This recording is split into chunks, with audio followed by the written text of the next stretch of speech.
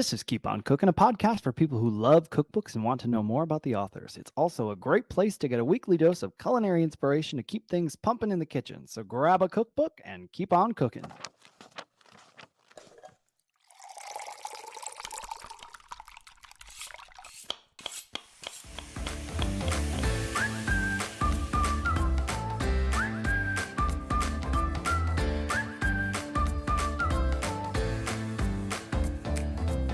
I'm Dustin Harder, and this is Keep On Cooking.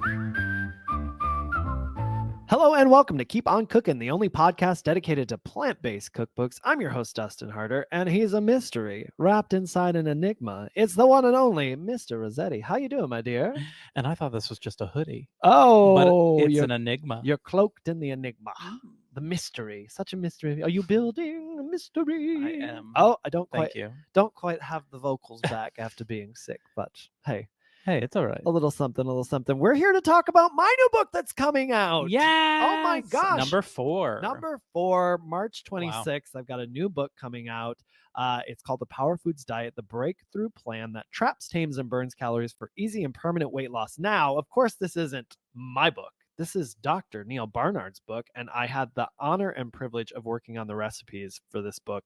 And I say, it's not my book because I've never been so focused on weight loss necessarily. And I'm still not in this book. Dr. Barnard's really the one who talks about the science in the front matter of it. And I just had the privilege of sort of getting the list of ingredients from Dr. Barnard that are considered the power foods in this book. And I had the opportunity to create all these recipes based on those ingredients. And you tasted a lot of them. What do you say, I Mr. sure Rossetti? did. Official taste testing.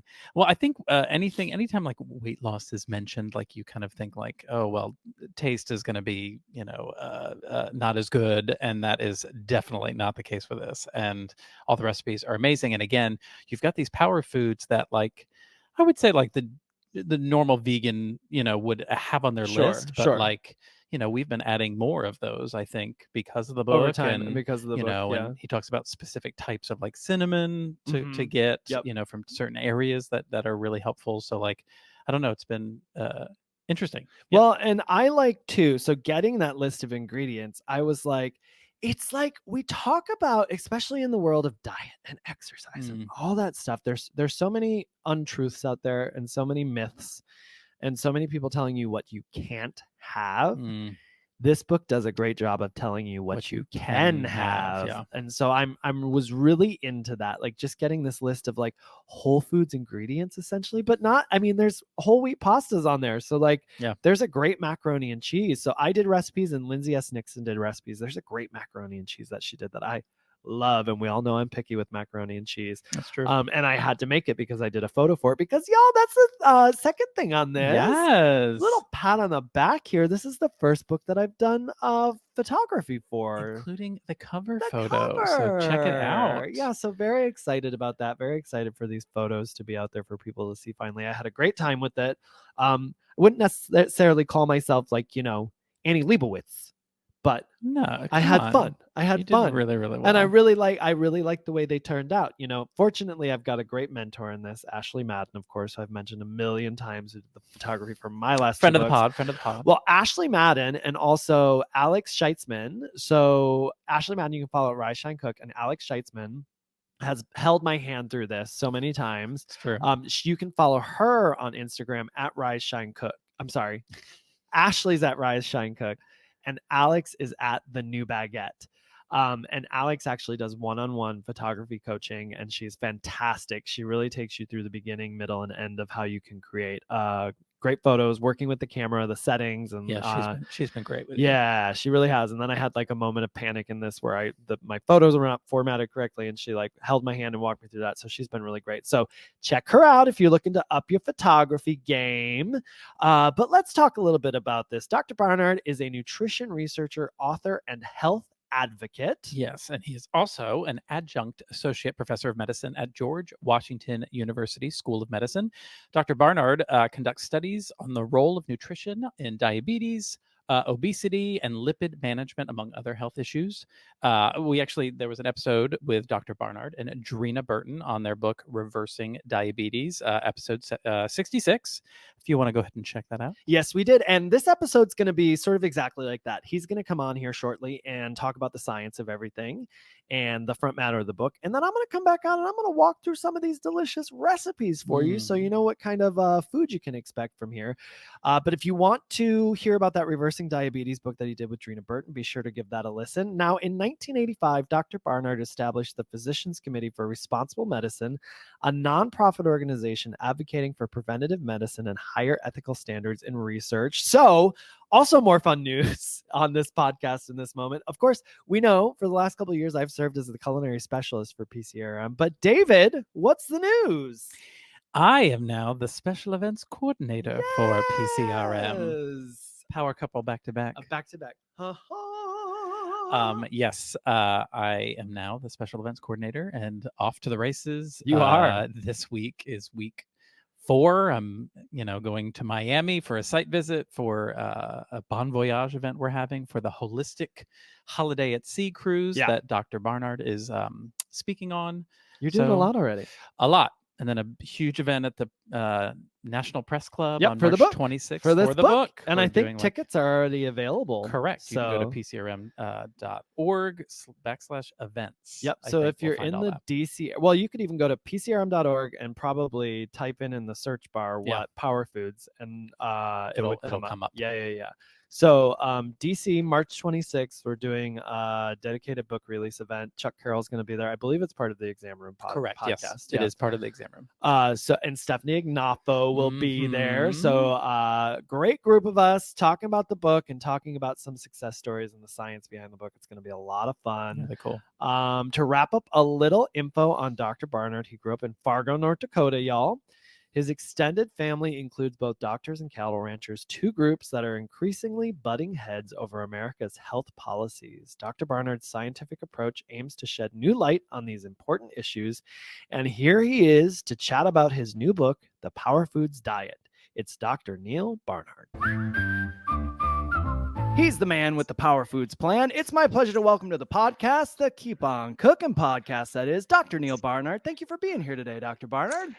Well, it's great to be with you, Dustin. Thank you. Yeah, it's great to see you. And we're going to start with a non-food, non-science related icebreaker question, just so people can get to know you a little more. I'll answer it too. On an airplane, you travel a lot. Do you prefer the window or the aisle seat? What a question. Do I prefer the window or the aisle? Dustin, I want the middle seat. I'm a people person. Are you serious with that answer? The middle seat. Well, maybe not. However, on the other hand, I get if I'm in the middle seat, I get a chance to veganize the people on the left and the right. That is true. They are my prisoners for the next 2.5 hours. I'll fire up my PowerPoint. We'll talk about diabetes. That's making the most of that moment, for sure. That is making the most of that moment. Yeah, I wonder, when I found this question, I was like, well, nobody's mentioning the aisle seat. I'm sure there's somebody who likes to, or the middle seat. I'm sure there's somebody who likes to sit in the middle seat. I used to like the aisle, and then I ended up on the window now. I think because when I sat in the aisle, I don't sleep well on planes. Do you sleep well on planes? Yeah. Not at all. Not at all. Same here. So then I would, if I ever had the moment where I was like, oh, I am occasionally nodding off, that would be the moment they'd come through with carts or something and I would get hit on the shoulder. So I was like, okay, I'm moving myself over to the window now. So that's where it landed for me on there. But now I might take the middle seat with that notion there to chat with our buddies about the powers of the good veggies and fruits. Well, we're here to chat about your new book, The Power Foods Diet, the breakthrough plan that traps, tames, and burns calories for easy and permanent weight loss. The book is available for pre-order now. It comes out on March 26th. Now, weight loss seems to be America's favorite topic, judging by all of the press about Wegovy and all the things of that nature. But this new book takes an approach that is a lot more fun than drugs or starvation diets. And what I love about this book, and one of the reasons I jumped on to being involved when you asked me about developing recipes, was because the book doesn't put the primary focus on all of the things we should avoid eating. Rather, it focuses on foods that we want to eat, foods we can consume that help us lose weight. So what inspired that? Well, the science has really given us the answer to all of this.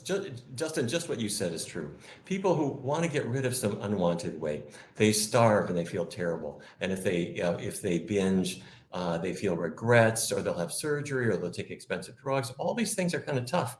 But science came in and said there are certain foods that actually cause you to lose weight. Harvard researchers, 2015, published studies where they looked at people over a long period of time.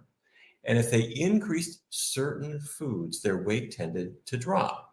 And the top of the list was berries, like blueberries, strawberries. Number 2 was the cruciferous vegetables like broccoli and cauliflower. After that was green vegetables. There are a number of these foods. And so the idea is the effect of each one alone can be modest. But what if we build them into our diets and see how they can work? And about 2 years after the Harvard study, researchers in the UK looked at twins, identical twins. Their genes are exactly the same. But it turned out that the one twin who ate more blueberries, strawberries, these what we call anthocyanin-rich foods. Anthocyanins are these deep blue colors. The twin who ate more of those foods had about 9% less body fat than the other one did. And so we're thinking, okay, wait a minute. Instead of starving, what if I build these foods into my routine, let them do the work? And the answer is it works. You can lose a phenomenal amount of weight. You never have to starve again. Well, and I had so much fun when you're talking about blueberries. Blueberries came up a lot when we were going back and forth about the book. And I just had so much fun with this idea of the list of foods that you can have, as opposed to saying, oh, take that out, take this out.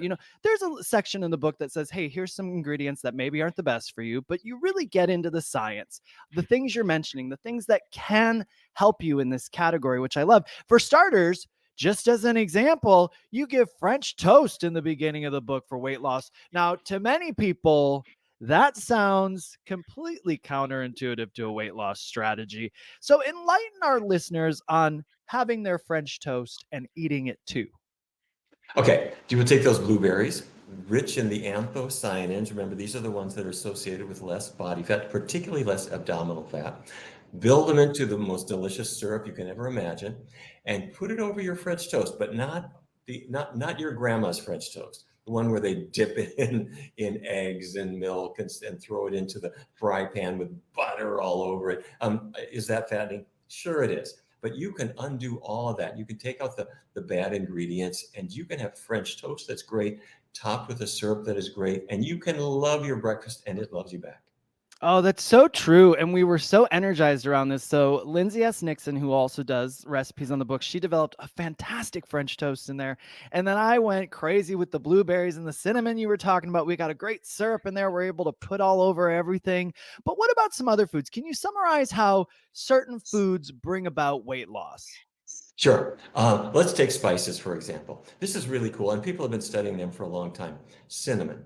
Cinnamon contains a natural compound. It's an aldehyde, which is the chemical group. So the not very creative researchers named it cinnamaldehyde. But what it does in your intestinal tract, it goes down into your stomach, goes into your digestive tract, and it reaches, there's a certain receptor in your gut called the TRPA1 receptor. The cinnamaldehyde from your cinnamon attaches there. It causes your body to release just a touch of adrenaline. Your metabolism ramps up. You're burning off calories. You barely notice it. And if you only have a sprinkle of cinnamon on Monday and then the following, 2 weeks later, you're not going to really notice much. But researchers decided, let's see what happens if we have about a teaspoon of cinnamon a day. And they found that over about 3-4 months, they discovered that people were losing about 7 or 8 pounds from this. So if the cinnamon goes on to your French toast, which also has the blueberries on it, works great. So cinnamon, ginger, hot peppers do it. If you've ever been to a restaurant where the hot peppers zapped your tongue a little bit, you're sweating, your body temperature is actually rising because you're burning calories faster. But let me give you one more. Dustin, I got to tell you this one.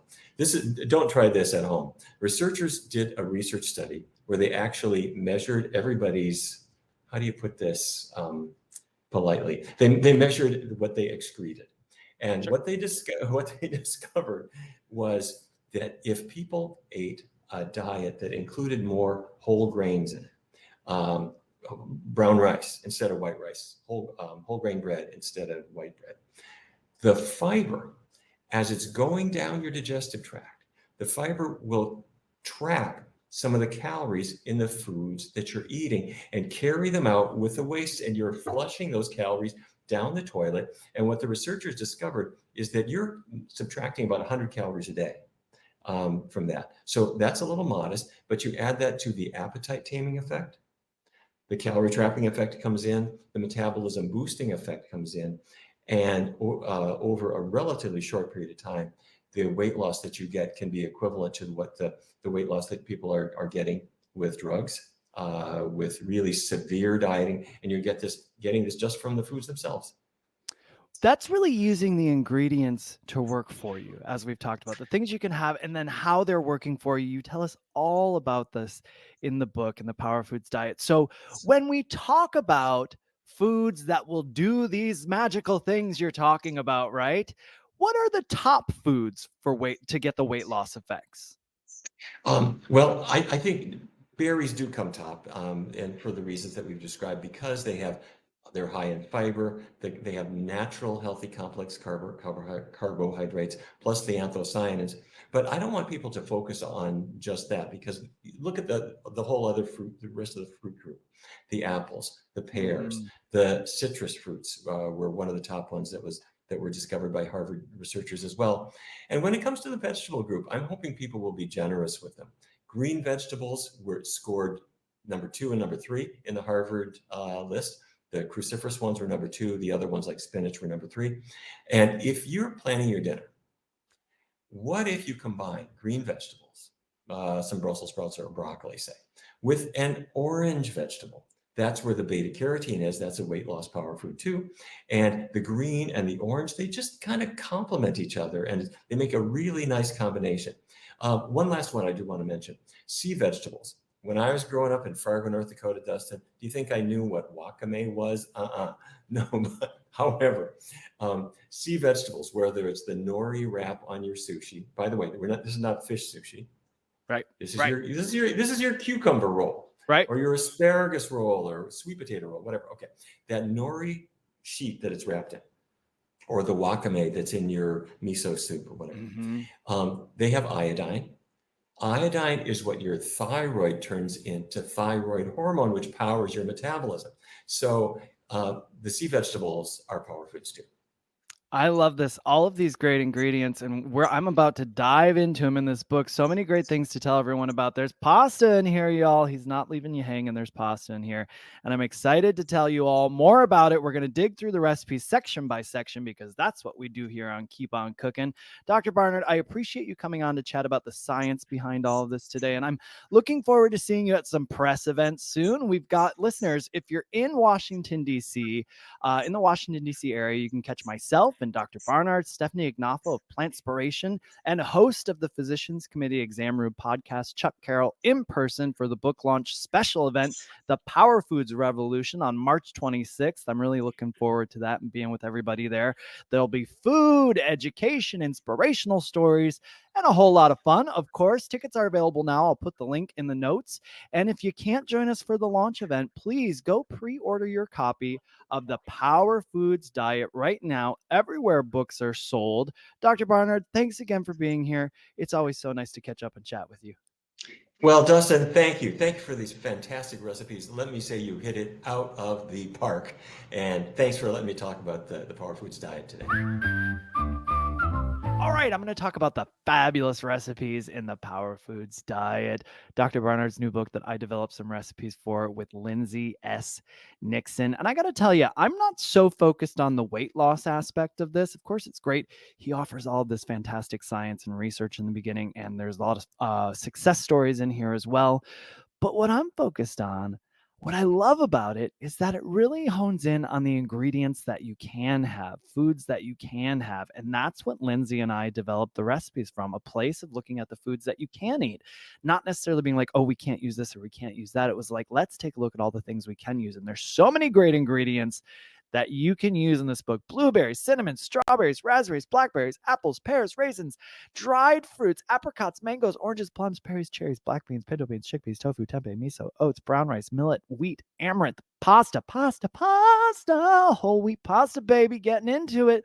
Spinach, Swiss chard, asparagus, watercress, lettuce, broccoli, cauliflower, Brussels sprouts, kale, cabbage, collards, potatoes, sweet potatoes, nori, seaweed, all types of seaweed. The list goes on and on. Dun, dun, dun, the beat goes on. Y'all ever listen to Into the Woods with the witch when she's given the list of stuff in her garden? Basically, when she gives that list of stuff in her garden, watercress and celery and rutabaga, that's all the stuff you can eat essentially in this book. Isn't that fabulous? So let me tell you more about the recipes. We get into it with a breakfast chapter right away. We got strawberry banana breakfast bake. I love this recipe. It's one of mine. It's essentially an oatmeal bake with strawberries and bananas in it for a natural sweetener in there. You bake it, and then you've got like meal prep ready for yourself, essentially, which is what I love about it, because you've baked it. You've got 9 servings. I'm actually going to work on a new one for a carrot cake oatmeal bake. I have all the ingredients waiting for me. I'm very excited about it. Don't worry, I'll put that one up online. You can have it for free. But a carrot cake oatmeal bake, can you imagine? And I'm gonna do like a yogurt sort of frosting with it. Baby, I'm into it already. Baby. Okay, so let's talk about the recipes in this book. Everyday overnight oats, 3 ways. That's me. So you got 3 different ways to make overnight oats. People stress over overnight oats. Let me tell you what you do. Give yourself 1/2 cup of oats, 1/2 cup of plant-based milk, mix that up, put whatever sweeteners you want in, a little dash of cinnamon. You want to get that Ceylon cinnamon, that pure cinnamon, if you want the health benefits that Dr. Barnard was talking about, and a little dash, maybe a little fruit in it. You want to put some fruit in it. You could do carrot cake overnight oats with some carrots and cinnamon. Oh, good stuff. Sheet pan chickpea frittatas in here. Now, this is for the egg lover. It's made out of a garbanzo bean flour with a bunch of veggies thrown in there. It's basically a frittata on a sheet pan, and it's big. You can cut it in. You can have it's probably got like 6 servings. So like you can have a nice hearty breakfast with this. If you like eggs, this is going to be for you. Now I love this one. Everything sweet potato sriracha toast. So we're taking that whole wheat bread Dr. B was talking about. We're going to put some sweet potato on it. And then what I do, you're going to drizzle it with some sriracha and sprinkle some everything bagel seasoning on it, loaded with flavor. Pow, pow, pow, pow, pow. Green smoothie blender pancakes. Let me tell you what I did here, because I want you to get your greens in whenever, however you can. I will say too, this book, if you go to all my cookbooks, this book is probably the most reflective of how I eat these days. And I will say, my friend Natalie and I of Bake and Destroy were talking about this the other day, because, we're all on our own journeys with food, no matter what it is, and fitness, if that's your thing. And Natalie and I've been on a fitness and food journey probably for the last 6 years. Shout out, ever since I started at Mark Fisher Fitness in like 2018, I think.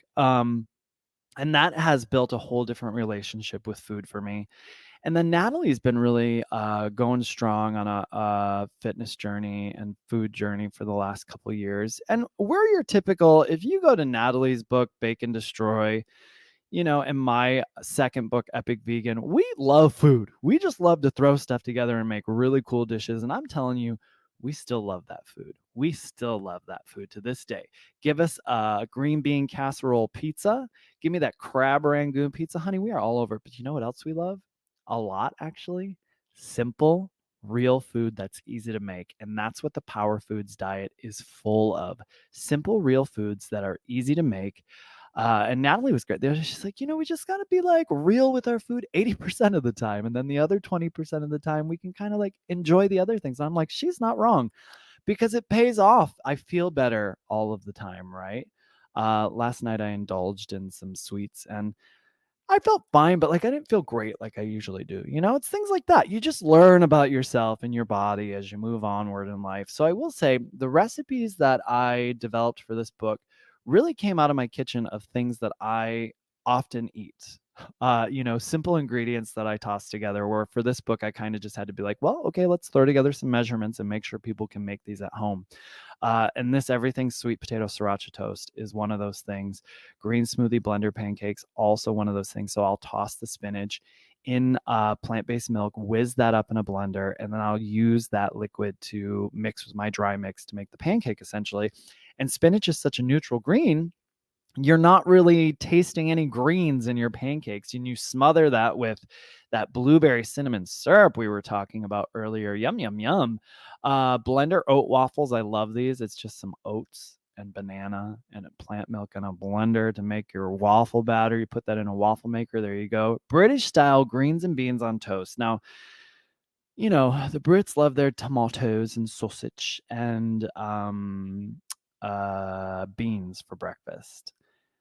I don't necessarily want it for breakfast, but I did like that notion of like having it as an option for people who do want that on the whole wheat toast. You get some beans in there too, some power foods in there. So that's where the British style greens and beans. Well, and of course I mix some greens in it because I'm crazy like that. Cheesy grits and bacon. That is a Lindsay recipe. She's got it with portobello bacon in here. She's hitting you up with some personal pancakes. She's got some tofu chilaquiles in here, and mango go smoothie Cajun grits. She's got that French toast, which I've tried. It is delicious. It's made with, the coating is actually made out of a garbanzo flour mixed with some plant milk, and so good. And she's got some hot oatmeals in here for you, one with an infused tea in it. How yummy does that sound? And then also wild blueberry muffins she put in here for breakfast. And I did make those to photograph as well. So I'll share that too. Though David and I might have said it in the intro already. I did the photos for this book. And at first it kind of started out as like, oh, we need a few photos. And then I think we're putting, I don't know, I think there's like over 20 photos. I think it might be up to 40 even, if I'm being honest. I'm holding a review copy right now that does not have the photo inserts in it yet. So I still haven't seen them in their full glory. I can't wait. But it's my first book with photos, so I'm very excited about it. You know, I did a couple like one-off photos for my last couple of books, but this one really features all of my photos. I'm very excited about that. And I did lots of my recipes and some of Lindsay's. Very, very good. And then we've got a grilled tofu, grilled tempeh recipe in here to keep things simple, easy breezy. Now, a handheld section, which I was kind of a proponent of. Proponent? Is that the right word? I was a champion for. I was like, let's give a handheld section, like things people can take on the go, things people can eat for lunch, things you can serve at a barbecue, things you can serve at a party, right? Everyone loves a handheld. And we're starting things off with a creamy spinach and artichoke wrap. Listen, I'm a madman for spinach and artichoke, and this is basically creamy spinach and artichoke dip in a wrap with some a little balsamic drizzle, and some robust sun-dried tomatoes in there to get the goods in there, all but popping with flavor, really. Mediterranean chickpea salad sandwich. Now, I did this as sort of an ode to the traditional chickpea tuna sandwich, which I think Lindsay has one in here. So I was like, well, let's put a spin on this and do a little something else. So it's got all the Mediterranean flavors you love. It's got, you know, some onion there, some capers in there. And then we're also drizzling some, if you want, optional. It's pretty flavorful by itself, but if you want to put a little dressing on that salad sandwich there, we have a white bean tzatziki in the book that I love. Buffalo cauliflower hummus wrap. Listen, roasted cauliflower with some buffalo sauce, or get that heat in there Dr. B was talking about, with some hummus and a wrap. And now comes my favorite part. This is the part where I get to tell you about Brussels sprout tacos and Brussels sprout. I buried the lead there. I like really went hard, and then I messed up the title. Brussels sprout Brussels sprout and pinto tacos is what I'm trying to tell you. Just shaved thinly Brussels sprouts, or just, you know, all chopped up in a food processor, whatever works for you, mixed with some pinto beans and some seasoning, and then topped with some mango salsa that Lindsay came up with. It's a powerhouse of a taco, and I freaking love it. It's delicious. Convenient black bean burritos. So we did an interesting thing in this book. We split it up. The recipes are labeled by either convenient, easy, or elegant. And that means convenient. You can rely on convenience items that you can find in a store to like just toss something together. Easy meaning you're going to cook a little bit, but it's not going to like crush your soul, and you're not going to be in the kitchen for, 6 hours. And then elegant meaning usually the recipe is still easy when it says elegant. What elegant means is like, oh, you could maybe serve this like at a dinner party for friends if you wanted to entertain people. It kind of works for that situation. Or if you want to have a date night with your lover with some power foods, you can do that with these elegant dishes. Plate them up real nicely. So speaking of the convenient ones, we've got the convenient black bean burritos. We're talking about some black beans and a tortilla, right? It's that easy. Weeknight bean burgers. Lindsay gave us a nice burger in here. Cauliflower barbecue sliders, mushroom quesadillas, and samosa lettuce cups. So all of those aromatic spices and flavors you love in a samosa, but in a lettuce cup. How nice is that? Tofu tacos. And here we go. We got the faux tuna sandwiches that Lindsay came up with for you, and takes us into soups and stews. I love me a soup. I love me a stew. First one I got for you is one that I had kicking around in my repertoire for a long time. I was so happy to finally have a book to put it in. Creamy chipotle butternut soup. And of course, all of the recipes in here, because we're going low fat, right? All of the recipes in here are oil free. And let me just touch on that for my own personal perspective on oil free, right? So in my last book, Epic Vegan Quick and Easy, I give a little section on how to cook oil free. Here's how I feel about it. I cook oil free most of the time, right? If I'm making a soup, I have no reason to put oil in that soup. And that's for me personally. That's just where I have come to. That's not a place where I necessarily want to spend my calories. To me, and in the research and education that I've gotten in this thus far, there's not necessarily a nutritional value with oil, right? So I don't put it in a lot of things. However, I still use it. I had popcorn last night, and you better believe I made that in my pot with some oil, a little bit of salt. I still eat it. I still appreciate the value that it does bring for the richness and depth of flavor, and also cooking techniques. There are things like if I really want to sear something, I can't sear something in, vegetable broth. If I want to get that crisp, nice sear to it, I've got to use some oil. So I do appreciate and respect and understand the nature of oil. But for me, myself, I have taken it out, I think, of where America has traditionally gone with oil, which is to pretty much kind of like put it in the pan every time they're using something. Let me tell you something about pancakes too in oil. I struggled with making the perfect pancake for years. For years. It would always get too warm. It would burn. All of these things. The middle was not done. All of these things. When I started working on oil-free pancakes with a nice non-stick skillet, I can make a perfect pancake now.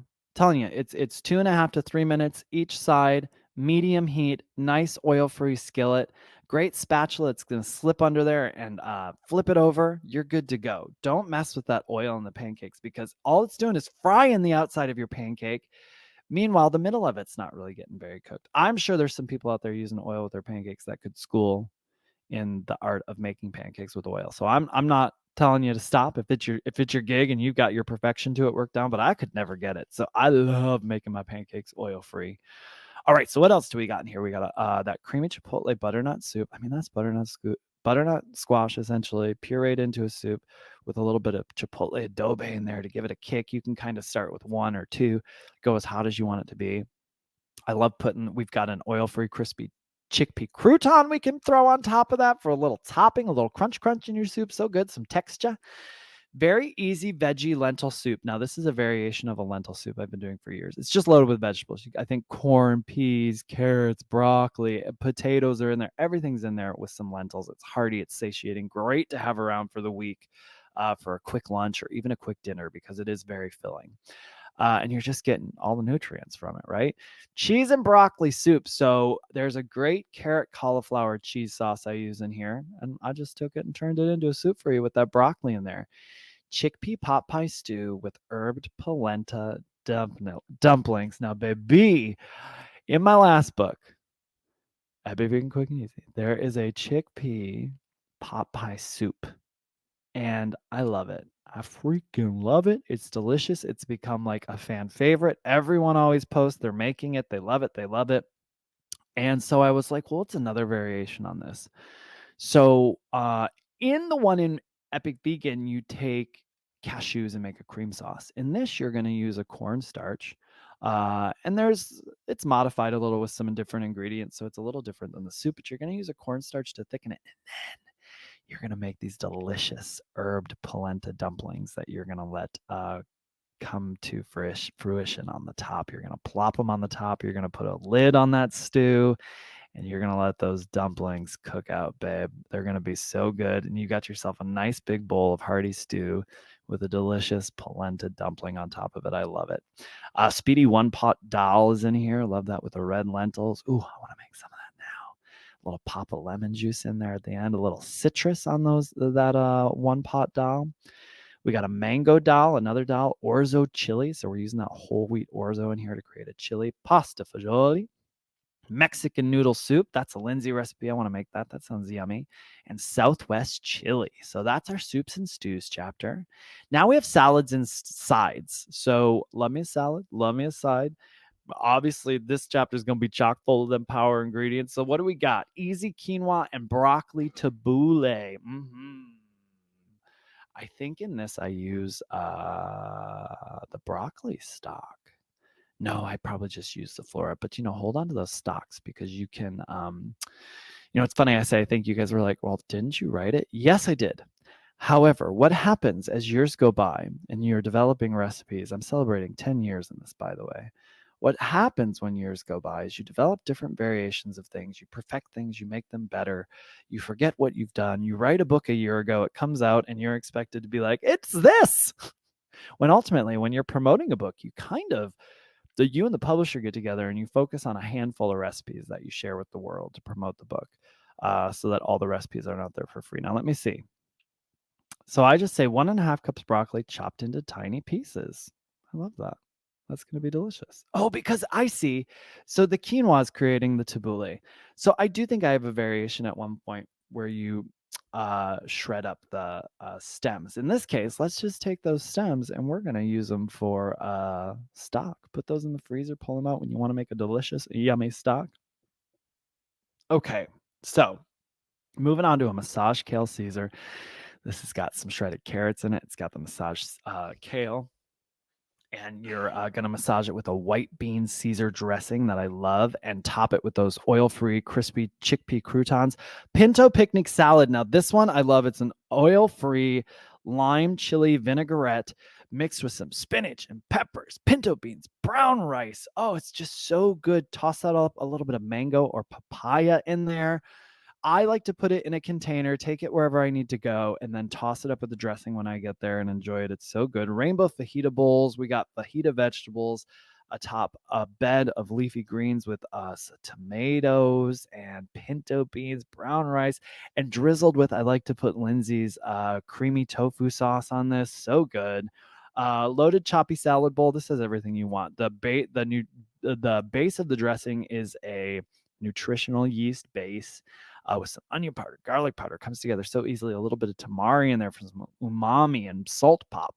You're going to mix it with kale and arugula, some olives, some pomegranate seeds, just all sorts of yummy, yummy vegetables are in this. Some tofu is in there as well. So you're really getting a nice big bowl of lots of power foods ingredients. I want to see if I can find exactly the veggies that we popped in this for you. Yeah, so let's see here. Kale, arugula, tofu, chickpeas, tomatoes, cucumbers, carrots, olives, and apple. Oh, so I used to work at a restaurant in New York. It's not open anymore, called The Eatery. I mean, I worked there, 18 years ago. And I was an actor at the time, so waited tables, of course. But there was always a special choppy salad is what it was called. So I've called choppy salads now for 18 years because I always loved this salad. It was so good. Didn't matter what they put on it. It was just so fun to me that it was all chopped up. You could put a bite on a fork and you weren't shoving a big piece of kale in your mouth. You were, everything was bite size, all chopped up for you. And I loved it. So that's sort of where this choppy bowl came from, is pulling on my past there, just making it a little healthier.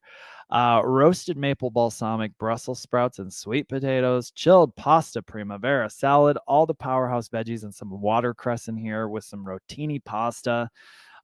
Think about, your summer salads, right? Like a summer pasta salad. That's kind of what this is.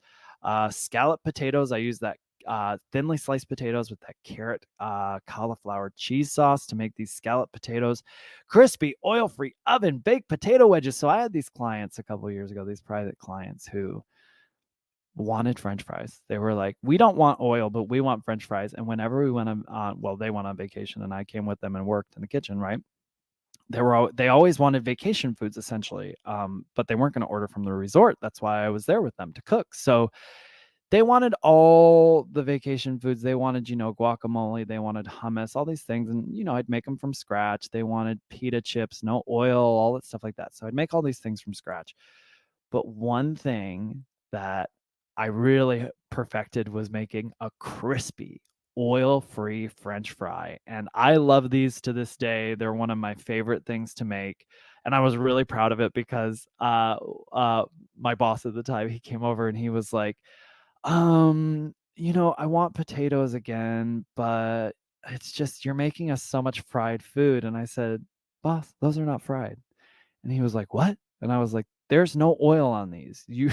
I'm like, that has been the assignment since I have worked with you, is no oil. And there's no oil on these French fries. And he was like, what? And I was like, do you want more? He's like, keep them coming. Please keep making these the entire time. I did not know. I thought they were fried in oil. And I was like, they are not. They're oil free, and I will happily make them because they're also really easy to make. So it's nice to be able to keep your clients happy with food that's easy to make and also makes them feel good. So I love these crispy oil-free oven-baked potato wedges. Was so thrilled to finally find a home for them in a book because Dr. B does talk about, potatoes are good, but not fried and not chips. So this was nice to bring these to the table. I love them to dip them in that carrot cauliflower cheese sauce, honey. That's taken it another step, let me tell you. So then we got a seaweed, cucumber, and chickpea salad. I came up with that one. I got to tell you, I got to be honest. I got to be real. Keeping it real. I do not love seaweed, but I continue to try it over the years. I went to the Natural Gourmet Institute, which was a health supportive cooking school, and we talked a lot about seaweed, did a lot of recipes with seaweed, and I like those seaweed chips. Right? Because there's oil and they're crispy and all that. But and I like a miso soup. I actually had a miso soup in this book and I can't remember why it got cut. Because I was trying to find ways to put seaweed in. And this was one of them. I did the seaweed, cucumber, and chickpea salad, which was really tasty, but for me, it's not going to be something I make all the time. But if you like seaweed, honey, this is for you. Ooh, this next one, y'all. I love this. Twice baked Mediterranean sweet potatoes. I'm obsessed with these. I made these and I was like, I can make these all the time. Actually, I want to make them now when I get off here. It's chickpeas and sweet potato mash, twice baked, and then you drizzle it with that white bean tzatziki. And it's got the Mediterranean flavors in there. I think it got some capers tossed in there, some red onion. Just so yummy, so delicious. Parsley, probably lots of parsley. While we're talking about delicious things and colorful things, we got the Rainbow Crunch Pad Thai bowl here next. I really do love this. I love pouring a Pad Thai dressing up, with the peanutty flavors, the rice vinegar, the lime juice, all of that. And in this, you can use it's a little bit of peanut butter, a little bit of olive oil. That's kind of a no ingredient in this book, nut butters. But that's the thing. It's focusing on the food you can have. This salad is loaded with tons of power foods ingredients. So if you're drizzling it with a little dressing that has just a touch of that no ingredient, you're still headed in the right direction, right? So that's why it's focusing on things that you can eat because this salad is full of so many great things like kale and cabbage, green cabbage, red cabbage, carrots, bell peppers, sugar snap peas, edamame, scallions, cilantro. And then, that dressing is loaded with some tamari rice vinegar, maple syrup, lime juice, ginger. Such good stuff. So good for you in this bowl. So that's the Rainbow Crunch Pad Thai bowl. I love it. I love it. We got a creamy broccoli salad, creamy coleslaw, riced cauliflower biryani, cornbread, green bean salad, potato salad, Asian-inspired rice salad, cucumber arame salad, and perfect brown rice. So we're getting you with some basics in here as well, which is really nice. Now we get into the main event, honey. We're in the main section. So we got the baked falafel bowl. That's going to utilize that tabbouleh we talked about earlier and also some baked falafels. crispy and delicious. Easy breezy veggie curry. Let me tell you why I love this recipe. I did this on my cooking club. I did a cooking club briefly. It just turned out to be a lot to take on. So ended up not doing the cooking club regularly. You never know. Might come back for a one night only. But easy breezy veggie curry. Now this was now, let me tell you, I love doing the cooking club. I was like, I don't want to just breeze over that. I loved doing it. It's just a lot of work to put into when you don't know necessarily if everyone's going to show up and all that stuff like that. And it was free. I was doing it in my own time. I got all the stuff I got to do is the thing. There's just lots of things to do and not enough hours in the day. So that's one of the things that had to fall off the list. Anyway, easy breezy veggie curry. So what I love about this, you want to get your carrots in, right? Get that good fiber and all the other stuff with it. So I steamed the carrots and I made a sauce out of it that I mixed the curry spices into. And that is the sauce base for your easy breezy veggie curry. And you're going to toss vegetables and potatoes in there. It is so yummy and so filling. And you just feel good about it. You're not eating this like heavy, rich, creamy base. You're eating vegetables. It's all vegetables. So I really love this recipe. And that's sort of the fun of these ingredients, looking at ingredients that you can eat, right? And when I talk about my own diet, how things have evolved over the years, I got into vegan food because I just wanted to learn how to make a macaroni and cheese that satisfied me. I wanted to learn how to make a pizza that satisfied me, all these things. And I still want to make those things, and I still do make those things. But as time has progressed, I've gotten so interested in vegetables and loving the way that vegetables make me feel and fruits make me feel and whole grains make me feel. So now I've become invested in finding fun ways to use those ingredients. And the fun with those just kind of never stops. You know, it's always exciting and there's always new vegetables to discover. So this would be a cauliflower chickpea masala and then baked polenta and mushroom ragu. This is a great dish to serve at a dinner party. You can stack the polenta up and like pour the ragu over it and put some microgreens on top of it, maybe for some height. It's really lovely. And some pastas coming up here that I did just for this book that I love, love, love, love, love. Pesto spaghetti with broccoli and sun-dried tomatoes, y'all. It is everything that it says it is and delicious at that. One pot cauliflower piccata pasta.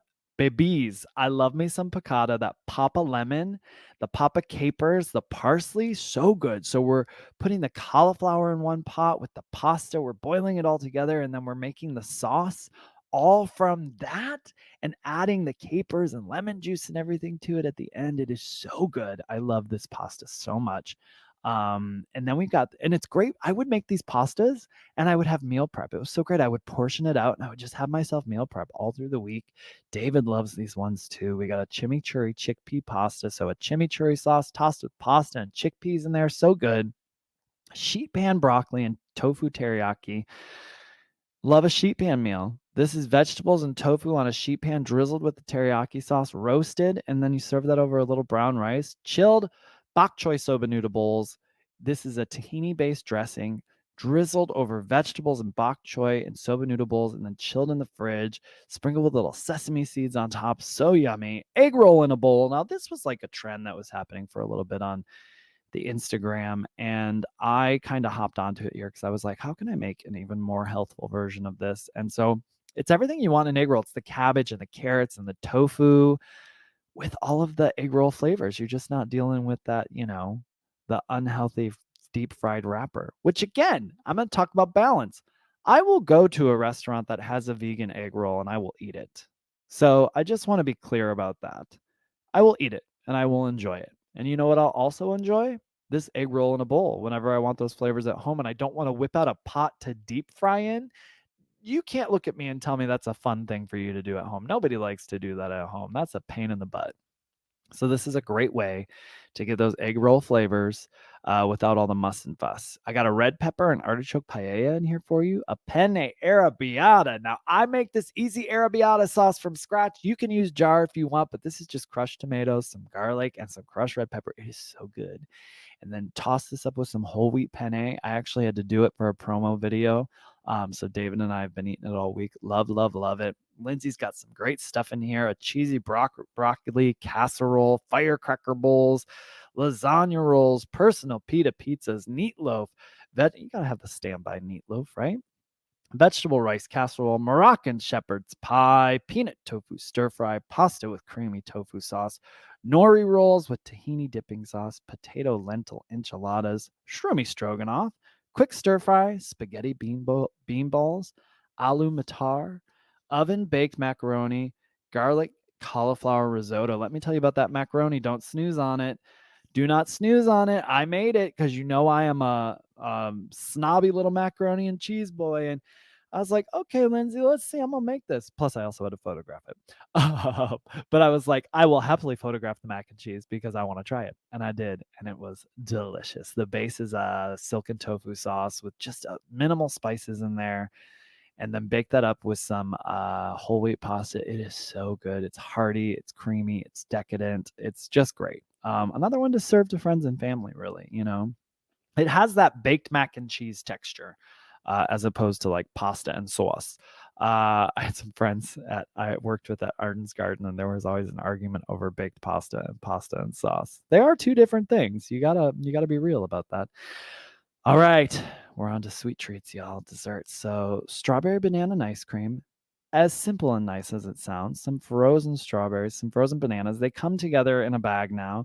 You let them set out at room temp for about 5-10 minutes before you put them in the blender. You whiz them together. You get yourself some nice cream. A very sweet, delicious treat you don't have to feel bad about. Beat the summer blueberry pops. I love these. It's pear and banana and blueberry mixed up in a popsicle. So get yourself some popsicle molds. Make these easy. Beat the summer blueberry pops. Triple berry no churn sorbet. This is great. No ice cream maker required. You make it in the blender. And then after you freeze it, when you scoop it, you do want to let it set out for, again, 5 or 10 minutes so you can actually scoop it. If not, it is going to seem very, very icy. Because it's not being made in an ice cream maker. It's not being made with tons of sugar, which these are things that take away the iciness. That the air in an ice cream maker gets taken out of it. That's the air is what causes the iciness. So we are compromising a little bit when we're not using an ice cream maker. Lemon tahini oat bites. Love these. Oats and citrus essentially come together for a powerhouse little bite there. Blueberry pear crumble. So blueberries and pears are a big one in this book. So I was putting them together like crazy because they're so yummy, with an awesome crumble on top that is sugar-free, or it might have like the tiniest bit of maple syrup in it, but it's not laden with like butters and oils. A super fun crumble to make and easy to make. Quick apple cinnamon skillet. I love this because who has time to be making apple pies? Raspberry banana oatmeal cookies. So I've had a banana strawberry oatmeal cookie. Again, actually, for those clients I was talking about, they inspired a lot in this book because they were oil-free, they were sugar-free, all these things, and I loved cooking, that aspect of cooking for them, because it really sort of pushed me to a new arena with my food of exploring things and making great flavors without some stuff that I had relied on. And these cookies, these raspberry banana oatmeal cookies, are sort of inspired by the strawberry banana ones I did with them. But I did the strawberry banana and ice cream in here. So I thought, well, let's put a little tart raspberry with those bananas for this, with some oats as well for these cookies. We got black and blue brownies. So again, I took another spin on something. Y'all know the black bean brownies with raspberry preserves that have been popping around the universe now for a very long time. Actually, Lindsay said to me that she invented them. I mean, I don't want to be a jerk. I don't know if that's true, Lindsay. Maybe it is. Maybe I'm wrong. Actually, I want to know who did invent the black bean brownies with raspberries in them. I know I made a wacky version like 12 years ago that had all these really weird ingredients that did not taste very good. So maybe she created the first really delicious one. But we were talking about putting a version of it in this book, and she was like, I don't want to touch it. I invented it anyways. And I was like, okay. I was like, I do want to touch it, and I want to reinvent the wheel with it a little bit. So I actually used blueberries instead of raspberries. So again, getting that nice blueberry powerhouse ingredient in there. And I called them the black and blue brownies because they got black beans and blueberries. So there you go. I got a fruity banana split in here. Now, this was an interesting one. Dr. B sort of tasked me. He's like, can we do a healthy banana split? And I said, no, sir, that's not a thing. I was, because I like my ice cream and I like my banana splits. Actually, I was never big on banana splits, but I'm not going to turn one down if someone's bringing me a nice, delicious banana split. But I was like, no, sir, we cannot do a healthy banana split. Like, when you out your mind.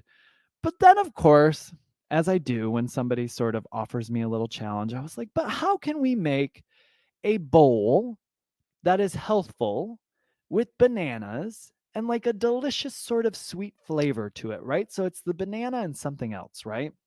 And I thought, okay, well, we can do it's not going to be an ice cream split, it's not going to be a banana split, but I called this the fruity banana split because we split a banana in half, put a little bit of vanilla yogurt on it, and then we drizzle it with a date caramel. So I did a date caramel in this book. So you're getting a whole food ingredient, making a caramel sauce out of it, and you're drizzling it on this banana and the yogurt. And I think I put some fruit on there with it as well. And I definitely some pomegranate seeds because I love those. I love that little crunch and that little pop of tang. So we do have all these luscious, creamy, decadent textures existing on this fruity banana split. And I got to tell you, actually like this more than an ice cream banana split. I was like, why have I not done this forever ago? Because it is delicious.